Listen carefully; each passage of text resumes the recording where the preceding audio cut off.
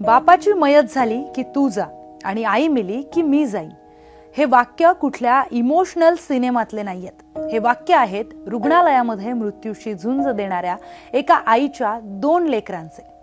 ज्या आईने स्वतःच्या पोटाला चिमटा काढून रात्रीचा दिवस करून मुलांना लहानाचं मोठं केलं, उच्च शिक्षित केलं, आज तीच आई रुग्णालयातील व्हेंटिलेटरवर मृत्यूशी झुंज देतीये.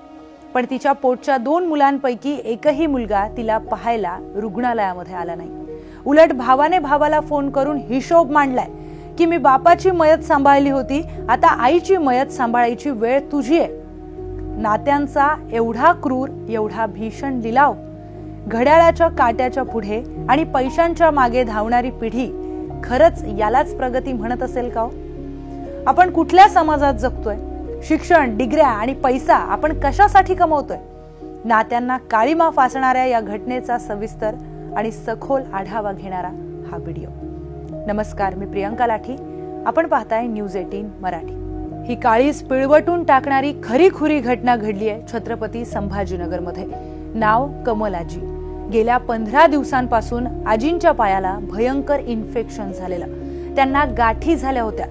छत्रपती संभाजीनगर मधील घाटी रुग्णालयामध्ये डॉक्टरांनी त्यांच्या पायावर यशस्वी शस्त्रक्रिया केली.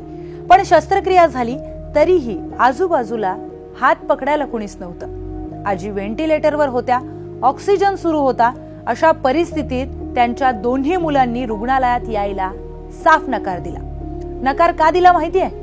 मोठा मुलगा 2 वर्षांपूर्वीच आईला वृद्धाश्रमात टाकून मोकळा झालेला आणि धाकट्याची आर्थिक परिस्थिती उत्तम असूनही त्याने हात वर केले.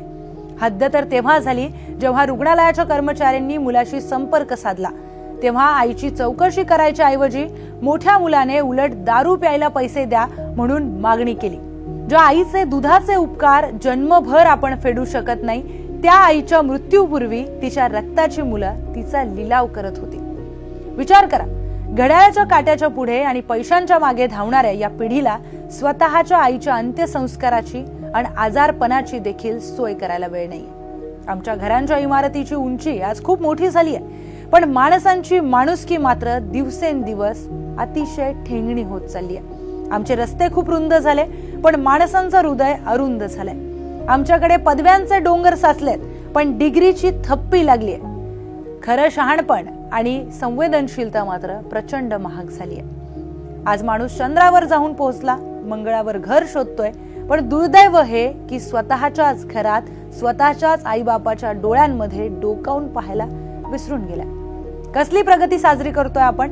कसलं करिअर, कसले करोडोंचं पॅकेज, जर तुमच्या त्या करोडोंच्या बंगल्यामध्ये तुमच्या म्हातारपणीच्या आई वडिलांना 2 वेळच्या प्रेमाच्या भाकरीची आणि पाठीवर मायेचा हात फिरवण्याची जागा नसेल, तर तुमच्या त्या पदव्या, ती श्रीमंती कुळथाच्या पोत्यासारखी निरुपयोगी ठरतीये. शस्त्रक्रियेनंतर जेव्हा कमल आजींना हळूहळू शुद्ध आली, तेव्हा त्यांनी आजूबाजूला पाहिलं.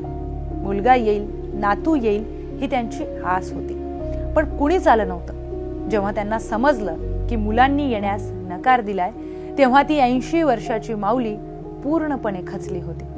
डोळ्यामधून अश्रू ढाळत थरथरत्या ओठांनी त्या आजी फक्त एवढ्याच म्हणाल्या की माझ्या मुलांनी मला वाऱ्यावर सोडलं असलं तरी मला वृद्धाश्रमाने आणि या रुग्णालयाने आसरा दिला. आता माझ्या मुलांकडून कोणतीच अपेक्षा उरली नाहीये. देवा, आता मला मरण आलं तरी ते इथेच येऊ दे. विचार करा, 9 महिने पोटात वाढून स्वतःच्या पोटाला चिमटा मारून ज्या मुलांचे लाड पुरवले, त्या आईच्या तोंडातून वृद्धापकाळात हे वाक्य यावं? यापेक्षा मोठा श्राप या जगामध्ये दुसरा कुठला असू शकतो? आज कमल आजी रुग्णालयामध्ये आहेत. उद्या आपण किंवा आपलं कोणीतरी जवळचं तिथे असू शकतं. कुटुंब व्यवस्था मोडून पडतीये. नाती पैशांच्या तागडीमध्ये तोलली जात आहेत. हा व्हिडिओ पाहणाऱ्या प्रत्येक तरुणाला, प्रत्येक मुला-मुलीला माझे हात जोडून कळकळीची विनंती आहे. तुम्ही किती मोठे व्हा, करोडो रुपये कमवा, पण ज्या आई वडिलांच्या खांद्यावर बसून तुम्ही हे जग पाहिलंय ना, त्या खांद्यांना कधी वृद्धाश्रमाचा रस्ता दाखवू नका. लक्षात ठेवा, आई बापाचे आशीर्वाद हे जिवंतपणीचे स्वर्ग असतात आणि त्यांना दिलेला त्रास हा जिवंतपणीचा नरक असतो. बघा, विचार करा आणि व्यक्त व्हा.